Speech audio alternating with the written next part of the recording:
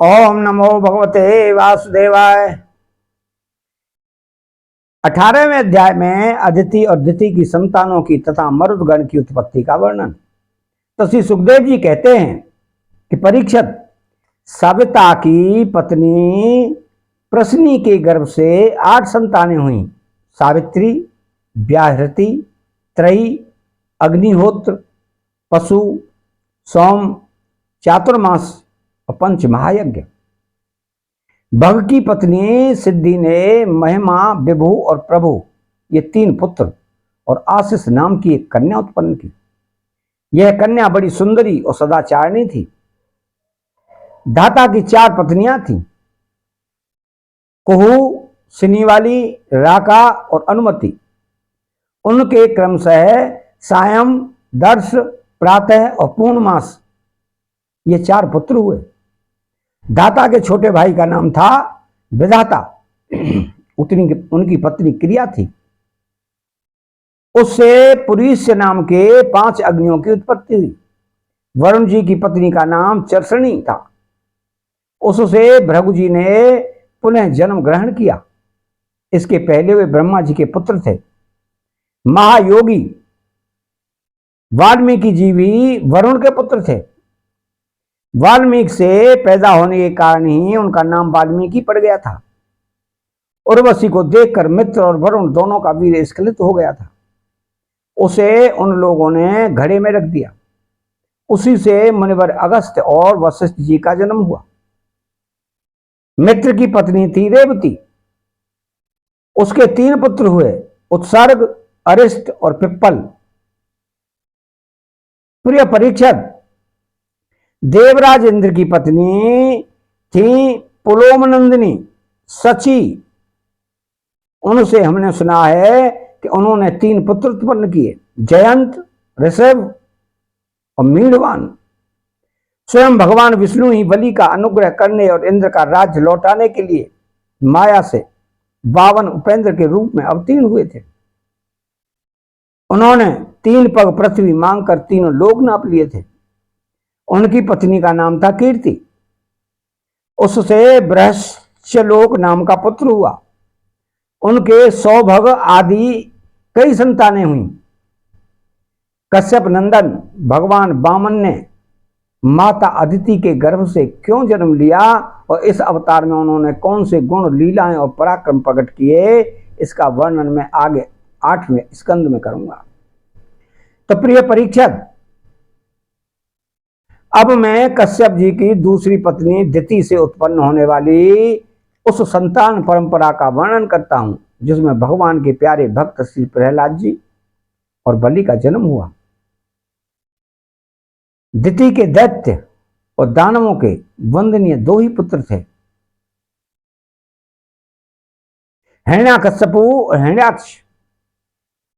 इनकी संक्षिप्त कथा में तो मैं 3रे स्कंद में सुना चुका हूं। हिरण्यकश्यपु की पत्नी दानवी कयाधु थी। उसके पिता जंभ ने उसका विवाह हिरण्यकश्यपु से कर दिया था।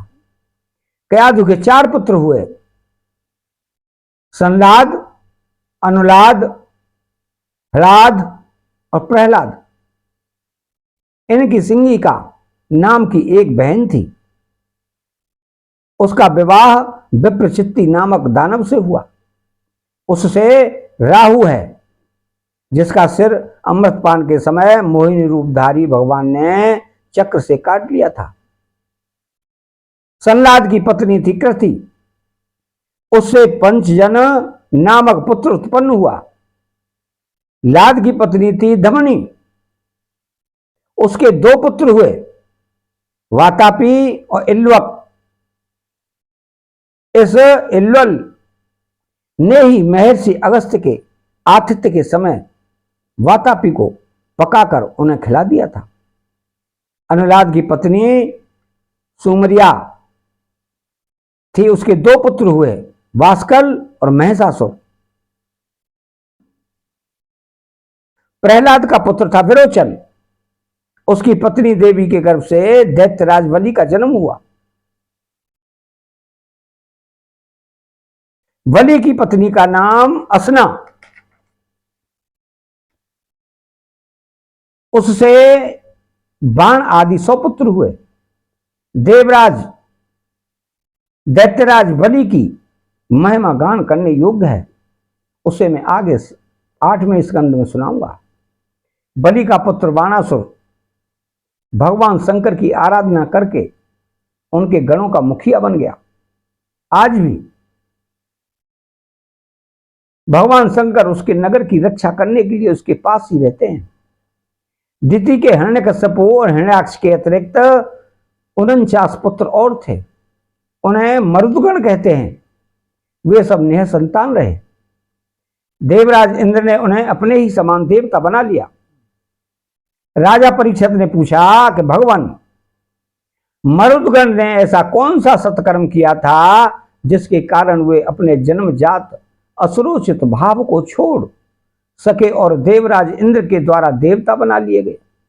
ब्राह्मण, मेरे साथ यहाँ की सभी ऋषि मंडली यह बात जानने के लिए अत्यंत उत्सुक हो रही है, अतः आप कृपा करके विस्तार से वह रहस्य बतलाइए। सूर्य कहते हैं कि सोनर जी, राजा परीक्षित का प्रश्न थोड़े शब्दों में बड़ा सारगर्भित था। उन्होंने बड़े आदर से पूछा भी था, इसलिए सर्वज्ञ श्री सुखदेव जी महाराज ने बड़े ही प्रसन्न चित्त से उनका अभिनंदन करके यूं कहा। श्री सुखदेव जी कहने लगे कि परीक्षित, भगवान विष्णु ने इंद्र का पक्ष लेकर दिति के दोनों पुत्र हिरण्यकश्यप और हिरण्याक्ष को मार डाला। अतः दिति शोक की आग से उद्दीप्त क्रोध से जलकर इस प्रकार सोचने लगी कि सचमुच इंद्र बड़ा विषयी, क्रूर और निर्दयी है। राम राम, उसने अपने भाइयों को ही मरवा डाला। वह दिन कब होगा जब मैं भी उस पापी को मरवा कर आराम से सोऊंगी। लोग राजाओं के, देवताओं के शरीर को प्रभु कहकर पुकारते हैं, परंतु एक दिन वह क्रीड़ा, विष्टा या राख का ढेर हो जाता है। इसके लिए जो दूसरे प्राणियों को सताता है, उसे अपने सच्चे स्वार्थ या परमार्थ का पता नहीं है। क्यों कि इससे जो नरक में जाना पड़ेगा। मैं समझती हूं कि इंद्र अपने शरीर को नित्य मानकर मतवाला हो रहा है, उसे अपने विनाश का पता ही नहीं है। अब मैं वह उपाय करूंगी जिससे मुझे ऐसा पुत्र प्राप्त हो जो इंद्र का घमंड चूर चूर कर दे। दिति अपने मन में ऐसा विचार करके सेवा, शुश्रूषा, विनय, प्रेम और जितेंद्रियता आदि के द्वारा निरंतर अपने पति देव कश्यप जी को प्रसन्न रखने लगी। वह अपने पति देव के हृदय का एक एक भाव जानती रहती थी और परम प्रेम भाव, मनोहर एवं मधुर भाषण तथा मुस्कान भरी तिरछी चितवन से उनका मन अपनी ओर आकर्षित करती रहती थी। कश्यप जी महाराज बड़े विद्वान और विचारवान होने पर भी चतुर दिति की सेवा से मोहित हो गए और उन्होंने विवश होकर यह स्वीकार कर लिया कि मैं तुम्हारी इच्छा पूर्ण करूंगा। स्त्रियों के संबंध में यह कोई आश्चर्य की बात नहीं है।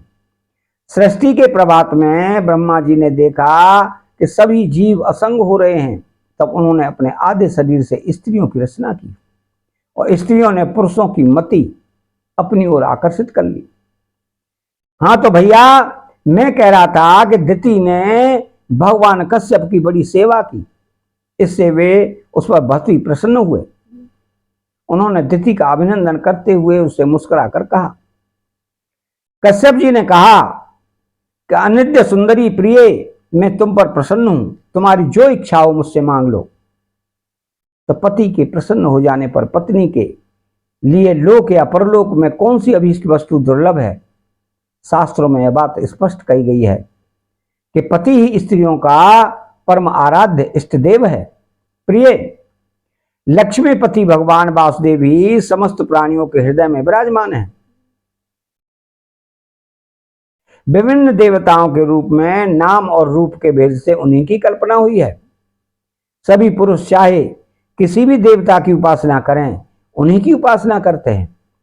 ठीक वैसे ही स्त्रियों के लिए भगवान ने पति का रूप धारण किया है, वे उनकी उसी रूप में पूजा करती हैं।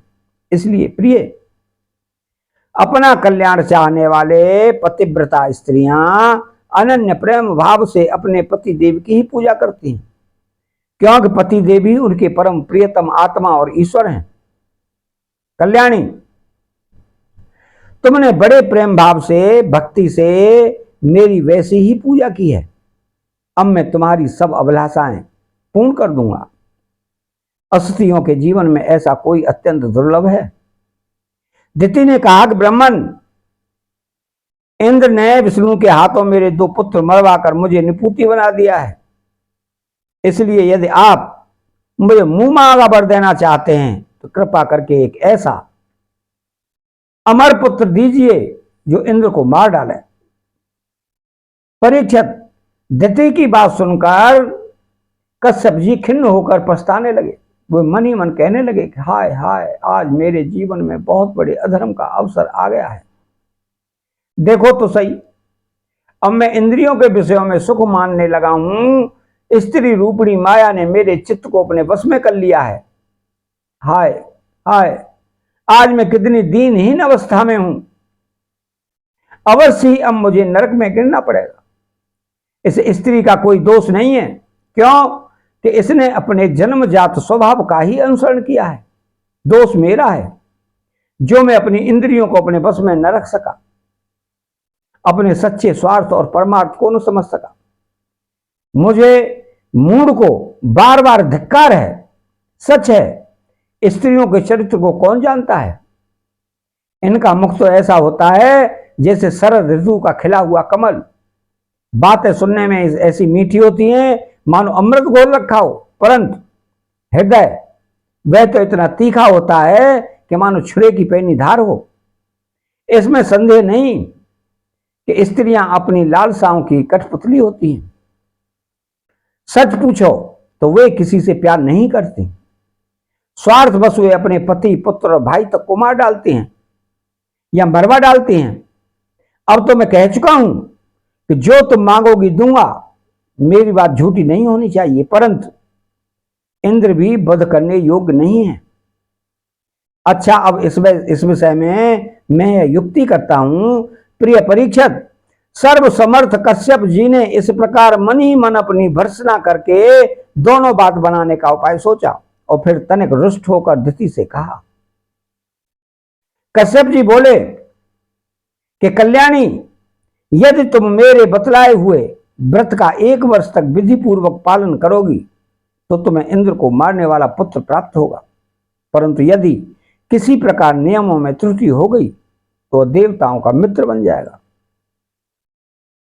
दिति ने कहा, ब्राह्मण, मैं उस व्रत का पालन करूंगी। आप बतलाइए कि मुझे क्या क्या करना चाहिए, कौन कौन से काम छोड़ देने चाहिए और कौन से काम ऐसे हैं जिससे व्रत भंग नहीं होता।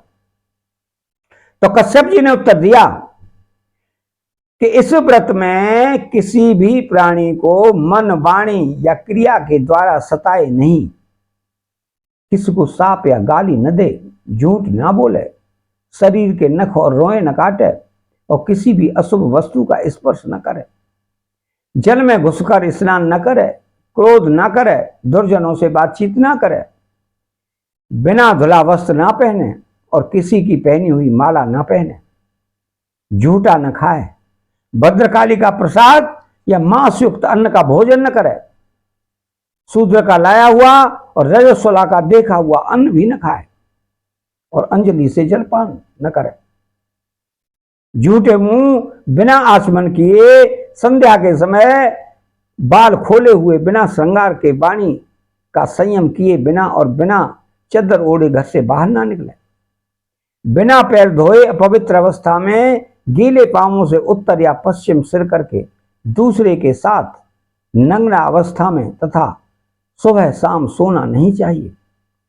इस प्रकार इस निषिद्ध कर्मों का त्याग करके सर्वदा पवित्र है, धुला वस्त्र धारण करे और सभी सौभाग्य के चिन्हों से सुसज्जित रहे।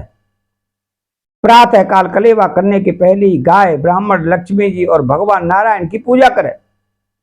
इसके बाद पुष्पमाला, चंदन आदि सुगंध द्रव्य, नैवेद्य और आभूषण आदि से सुहागिनी स्त्रियों की पूजा करे तथा पति की पूजा करके उसकी सेवा में संलग्न रहे और यह भावना करती रहे कि पति का तेज मेरी कोख में स्थित है।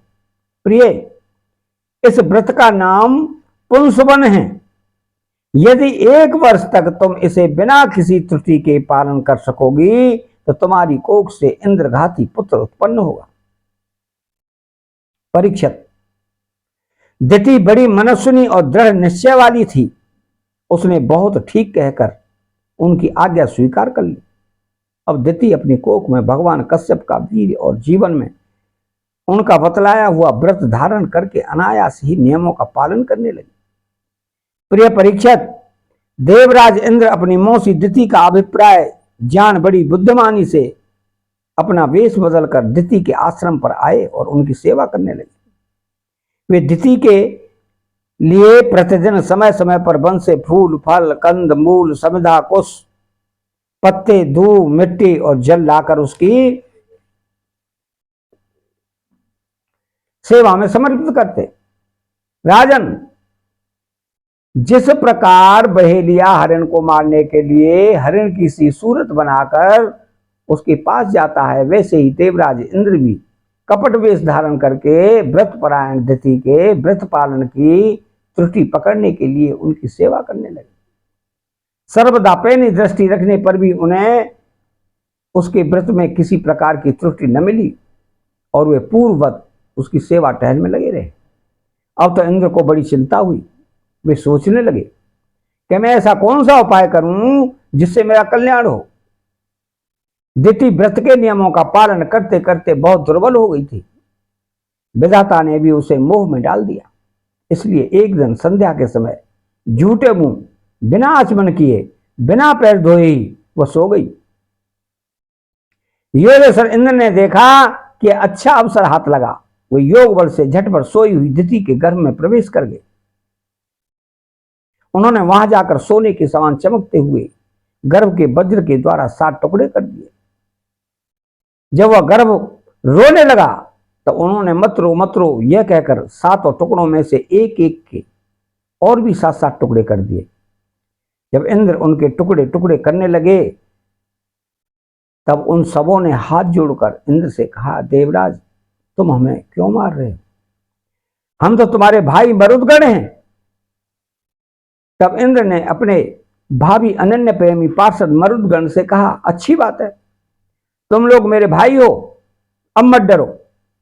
परीक्षित, जैसे अश्वत्थामा के ब्रह्मास्त्र से तुम्हारा कुछ भी अनिष्ट नहीं हुआ, वैसे ही भगवान श्री हरि की कृपा से दिति का वह गर्भ वज्र के द्वारा टुकड़े टुकड़े होने पर भी मरा नहीं।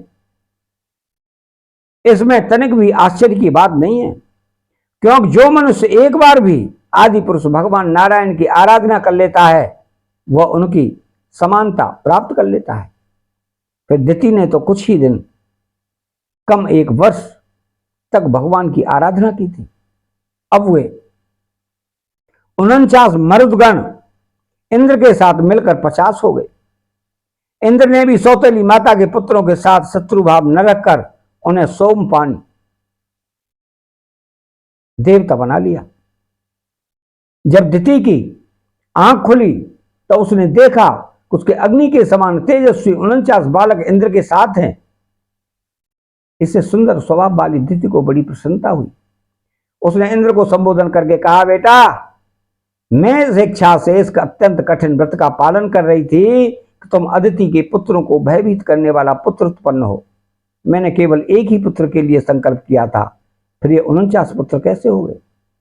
बेटा इंद्र, यदि तुम्हें इसका रहस्य मालूम हो तो सचमुच मुझे बतला दो, झूठ न बोलना।